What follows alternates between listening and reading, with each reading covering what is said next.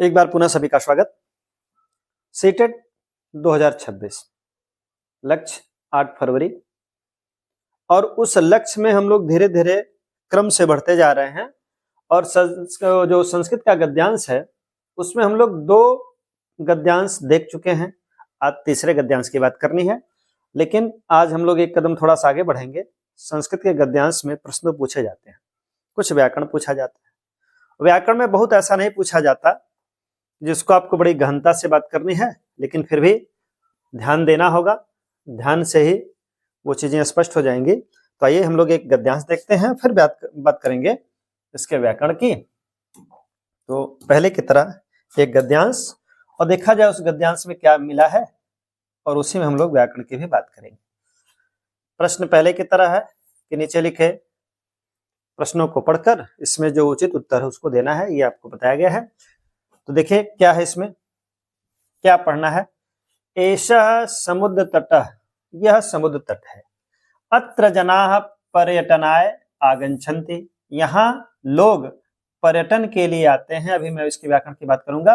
पर्यटन के लिए आते हैं। केचन तरंगैः क्रीडन्ति, कुछ लोग तरंगों से खेलते हैं। केचन मतलब कुछ लोग, च नौका भी, और कुछ लोग नौका के द्वारा जल विहार करते हैं। हम साफ साफ अर्थ है, हिंदी जैसा अर्थ है। तेसु बार बार बताया, तो इसमें में का अर्थ निकलेगा बहुवचन में। उनमें से कुछ क्या करते हैं, उनमें से कुछ कंदुकेन क्रीडन्ते, कुछ लोग कंदुक मने होता है गेंद, कंदुकम गेंद, तो कंदुकेन मतलब गेंद से खेलते हैं। बालिका बालक, बहुवचन है, बालक और बालिकाएं, यहाँ पर बालक होगा, बालिकाएं हो गई। बालुका भी, बालू जिसको बालुका बोलते हैं, बालू, बालुका भी मन बालू से, बालुका गृहम, बालू से बालू के घर को रचयन्ति बनाते हैं। मध्य मध्य मध्य मतलब बीच बीच में। तरंगा, तरंगे जो हैं, बालुका गृहम प्रवाहयन्ति, मतलब जब वो बीच बीच में घर बनाते हैं तो उसी बीच बीच में तरंगे क्या कर रहे हैं। जैसे समुद्र तट पे ऐसा होता है कि अगर बालू जो बनाते हैं, घर बनाते हैं, बच्चे खेलते हैं, तब तक बीच में तरंगे आ जाती हैं। तो वही कह रहा है, बीच बीच में जो तरंगे हैं, बालुका गृहम, बालू के घर को, बालू के घर में क्या करते हैं, प्रवाहित करते हैं, मतलब बालू के घर को प्रवाहित करते हैं, मतलब उसके बीच से तरंगे आ जाती हैं।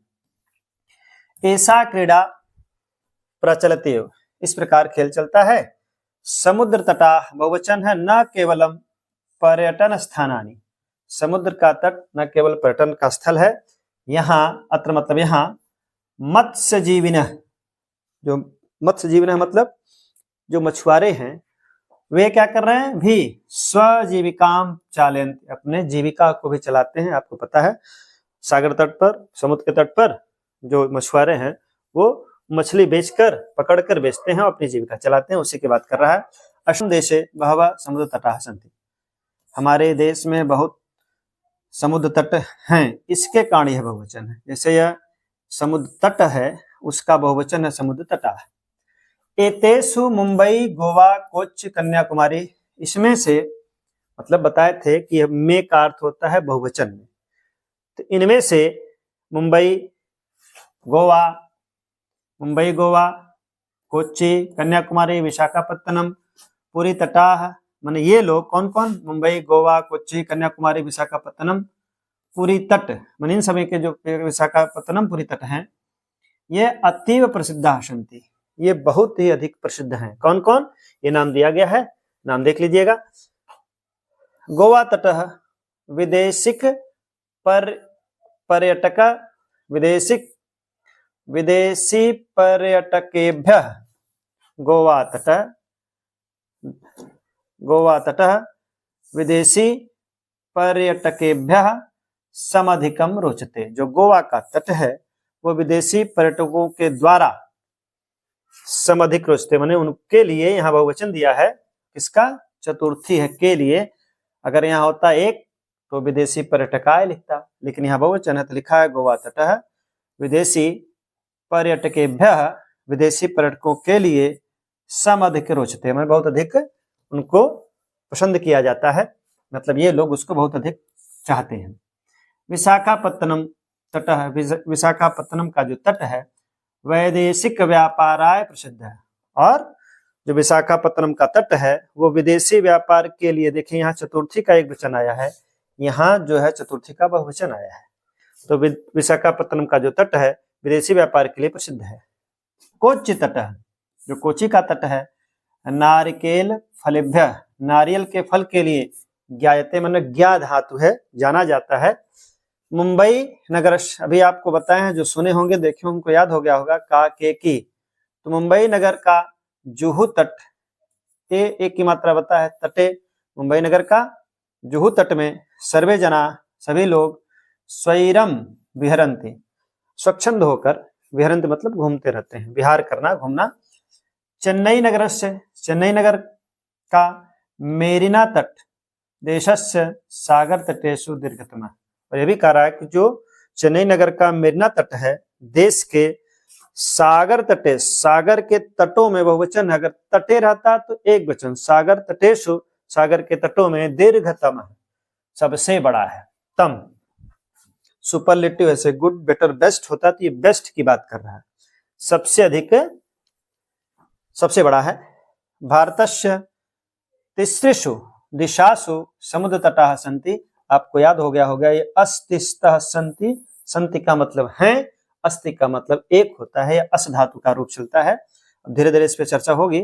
भारतस्य तिसृषु दिशासु, भारत 3 दिशाओं से, समुद्र तटाः सन्ति मतलब भारत जो है 3 दिशाओं से समुद्र तट है, मतलब उसका जो भारत हमारा देश है वो 3 दिशाओं से समुद्र तट से घिरा हुआ है। अस्मात् एव कारणात्, इसी कारण से, और यहाँ देखिए कारणात् पीछे जो देखे होंगे तब पे अगर हलंत लगा हुआ है तो वो जान लीजिए पंचमी का एक वचन रहता है। हो सकता है कभी कल ऐसा पूछे, तो पंचमी का एक वचन है, उसका मतलब होता है, पंचमी का एक वचन का अर्थ है से, अलगाव के लिए। तो इसी कारण से ही भारत देश प्रायद्वीप इति कथ्यते, जो भारत देश है उसको प्रायद्वीप कहा जाता है। इति कथ्यते मतलब पीछे भी आया था, उत्तम च कथ्यते, ऐसा कहा जाता है, इति कथ्यते ऐसा कहा जाता है। पूर्व दिशायाम, पूर्व दिशा में देखिए, दिशायाम सप्तमी का एक वचन है। बंगोपसागर, पूर्व दिशा में बंगाल सागर है। दक्षिण दिशायाम, ये आप इतिहास भूगोल में रटे होंगे, इतिहास क्या भूगोल में रटे होंगे, वहां उसका जो भारत के क्या क्या कहाँ कैसे कैसे सब कुछ बताया जाता है, तो उसमें सब कुछ आप जाने होंगे, उस अर्थ से भी निकाल सकते हैं। दक्षिण दिशा में हिंद महासागर है, पश्चिम दिशा में अरब सागर है। एतेषां त्रयाणाम अपि सागराणाम संगमः कन्याकुमारी तटे भवति। इन तीनों का, देखिए यहाँ एतेषां त्रयाणाम मतलब हो गया इन तीनों का, जो इन आया है इसमें भी देखिए षष्ठी का बहुवचन है, तो इसमें भी है। तो इन तीनों का संगम भी महासागर के कन्याकुमारी तट पर होता है, सीधा सा अर्थ है, इसमें जान लीजिए। अगला क्या देखिए, अत्र पूर्णिमायाम चंद्रोदयः सूर्यास्तम च युगपदेव द्रष्टुम शक्यते। काल पूछ देता है कि इनमें से अव्यय कौन है, तो अगर अव्यय की बात करेगा तो अव्यय का मतलब समझ जाइए, अत्र अव्यय में आता है, शब्द सुने रहिए, जानते रहिए। अत्र पूर्णिमायाम चंद्रोदयः, यहाँ पूर्णिमा का चंद्रोदय और सूर्यास्तम और सूर्यास्त दोनों की बात कर रहा है। यहाँ पूर्णिमा का चंद्रोदय और सूर्यास्त युगपदेव एक साथ ही द्रष्टुम शक्यते मतलब देखा जा सकता है, तो सीधा सीधा अर्थ है। अब आइए देखिए, इससे प्रश्न क्या पूछा है, प्रश्न की बात कर रहे हैं, देखा जाए। भारते त्रयाणाम सागराणाम संगमः कुत्र भवति, भारत में तीनों सागरों का संगम कहाँ होता है। भवति मतलब होता है, ये भू धातु से बनता है और लट लकार का रूप है।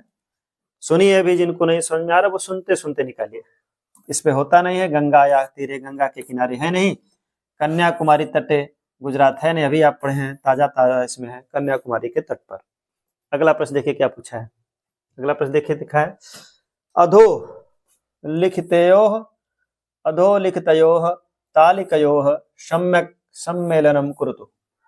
नीचे लिखे तालिकाओं में सम्यक सम्मेलनम करो, सीधे सीधे आप इसका अगर मतलब भी नहीं जानते हैं तो यह जान लीजिए मैच करना, जो इसको आप अंग्रेजी हिंदी में जानते हैं कि मैच करना रहता है, इधर उधर कौन किसके बराबर है, तो वो आपको दिया गया है आपके गद्यांश में, उसको छांट लेंगे। वैसे भी देखिए कुछ तो पढ़ते पढ़ते सुनते सुनते उतना व्याकरण सबको पता है। देखिए क्या कह रहा है, मुंबई, देखिए किसको आप जानते हैं, जिसको जानते पहचानते हैं उसको तो जान लीजिए। अगर वह सही सही मिल रहा है शब्द, उसके बाद उसके निकटतम तक जाइए। हमको ए के साथ 4 चाहिए, जहां ए के साथ 4 नहीं है उसको कट करिए, कोई फायदा नहीं उसको देखने का। चलिए मिला रहे हैं, ए के साथ 3 दिया, मतलब ये तो बेकार हो गया, इससे हमारा कोई लेना देना नहीं है, पहला बेकार हो गया। ए के साथ 4 है, 2 हो सकता है, ए के साथ 2 नहीं, इसको कट करिए, कोई फायदा नहीं। फिर चलिए ए के साथ पहला दिया है, कोई फायदा नहीं, तो आगे मिलाने की जरूरत नहीं।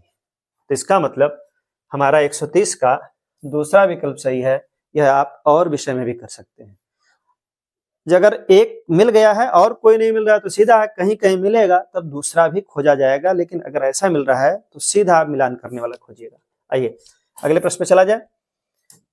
प्रश्न देखिए क्या है। भारतस्य, भारत के दक्षिण दिशा में कः सागर भवति। आपके भूगोल से है, ये कक्षा 6, 7, 8 से है। अब जूनियर का जो पढ़ेंगे उसमें मिल जाएगा। प्रशांत महासागर है, लाल सागर है, अरब सागर है, पता है कि दक्षिण में हिंद महासागर होता है, या भारत के मानचित्र पर भी देखे दिखाए हैं। फिर पूछा है समुद्र तटम जनाः किमर्थम आगच्छन्ति। ये पुराना पेपर है, उस पुराने पेपर को ही दिखा रहे हैं, क्योंकि आपको उसको समझने में मदद मिलेगी।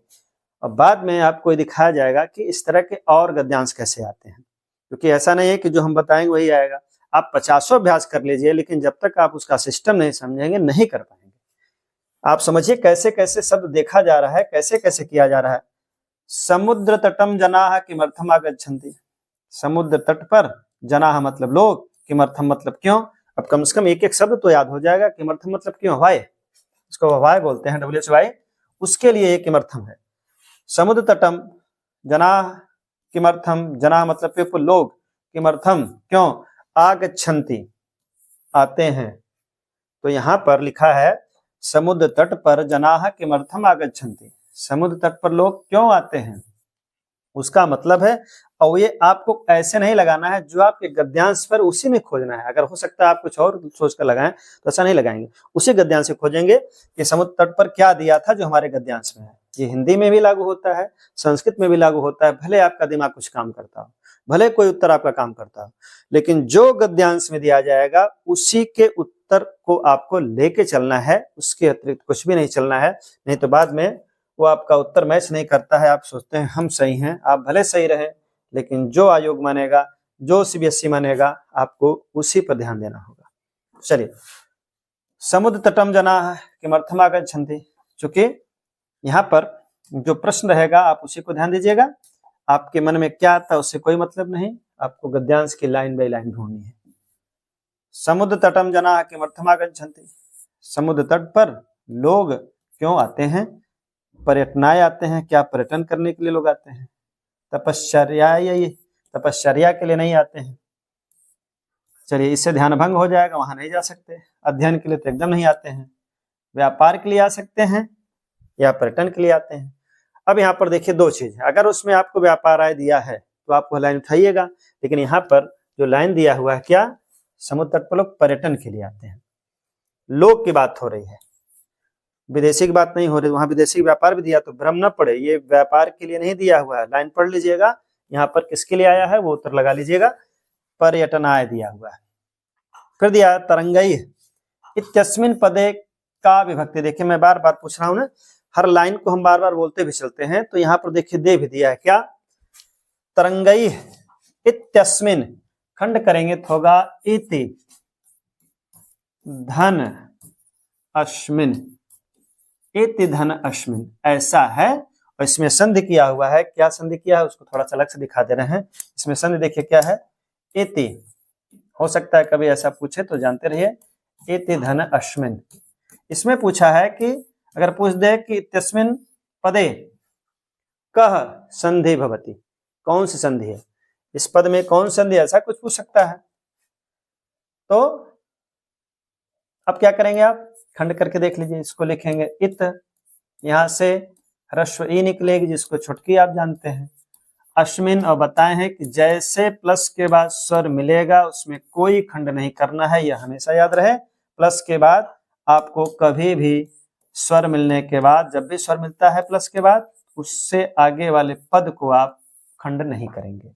देखिए हमने इसको नहीं टच किया, यहां से निकाल लिए। अब क्या है देखिए, अब यहाँ पर क्या है, ई के बाद आ आया है। हम एक दिन पूरी संधि को, जो स्वर संधियां आती हैं हिंदी के और संस्कृत को कॉमन लेके दिखाएंगे, 1 या 2 वीडियो में समाप्त हो जाएगा। तो थोड़ी बहुत जानकारी रहेगी आपकी तो कर लेंगे, बहुत आसान है, संधि से घबराने की जरूरत नहीं है, आपको एकदम नहीं घबराना है। नियम देखिए कहता है, यदि ई उ री के बाद कोई भी असमान स्वर आता है तो ई का य हो जाता है। अब हम यहाँ लिख देंगे इत धन य आ गया, प्लस अस्मिन है, यह याद रहे, जो ई का य, उ का व, री का र, री का ल होता था तो यह पे हलंत रहेगा, वो चाण के कारण होता है। तो देखिए यहाँ पर अब क्या करेंगे, यह जो है स्वर खोजेगा, पूरा यह हो जाएगा। अब आगे आपका इत, ये हलंत पड़ा हुआ है, क्यों पड़ा है देखिए, क्योंकि यहाँ से स्वर निकला था, अब इसके स्थान पर यह आया है, ये तो बेचारा वैसे बैठा रहेगा। अब ई के स्थान पर यह आया है, अब पहले यह आगे वाले को खोजेगा, क्योंकि हमेशा व्यंजन स्वर का पीछा करता है, नहीं तो वो दिव्यांग बना रहता है। अब देखिए इसके साथ मिलते ही यह कहेगा हम पूरे हो गए हैं, यहाँ हो जाएगा यश्मिन, अब बन गया यश्मिन। अब क्या होगा, यह जो त है, यह दिव्यांग था, यह इसके साथ जुड़ जाएगा, क्योंकि उसको सहारा चाहिए, तो सहारा के लिए देखिए यह साथ बैठा हुआ है, तो एक के साथ एक फ्री, इसके साथ यह बैठ गया, तो इसमें यह भी जुड़ गया, तो हो गया इत्यस्मिन। तो इत्यस्मिन पदे कह प्रत्यय प्रयुक्त है, इत्यस्मिन बता दिए, इति धनस्मिन पदे मतलब पद में, कह मतलब कौन, प्रत्यय मन प्रत्यय, प्रयुक्त मन प्रयुक्त है। दीर्घतम पद में कौन सा प्रत्यय है, तो देखिए कौन सा है, उसको दिखा रहे हैं। तम का मतलब होता है सबसे अधिकतम, तो देख लीजिए अधिकतम कौन है, किसकी बात हो रही है, तो यहाँ पर दिया है ना, दीर्घतमः इत्यस्मिन् पदे कः प्रयुक्तः। दीर्घतमः, इसमें एक प्रत्यय भी आपको देता है, तो आज केवल देख लीजिए क्या है, प्रत्यय कैसे होगा उसकी हम बात करेंगे, लेकिन सीधे प्रश्न पे आ जाइए। पूछा है इत्यस्मिन् पदे, दीर्घतमः इत्यस्मिन् पदे कः प्रत्यय प्रयुक्त है, इत्यस्मिन् पद में कौन सा प्रत्यय प्रयुक्त है, तो मतुप है नहीं, तुमुन है नहीं। देखिए तुमुन जो होता है, ये गंतुम पटतुम, लेकिन तुम अगर शब्द में आ गया तो तुम से तुमुन मिल जाएगा, सीधा हिसाब रहता है। यहाँ पर तरप है नहीं, इसका मतलब इसमें तम से मिला है, और तम में यहाँ भी आपको दिया है तम प्रत्यय है, ये अधिकतम के लिए होता है, तो दीर्घतम में तम प्रत्यय दिया हुआ है। अब देखा कि संस्कृत के गद्यांश का तीसरा पार्ट, और इस तीसरे पार्ट में हमने गद्यांश के साथ साथ कुछ व्याकरण को भी देखा, तो सीधे सीधे मिलते हैं अब इस व्याकरण के भाग के साथ।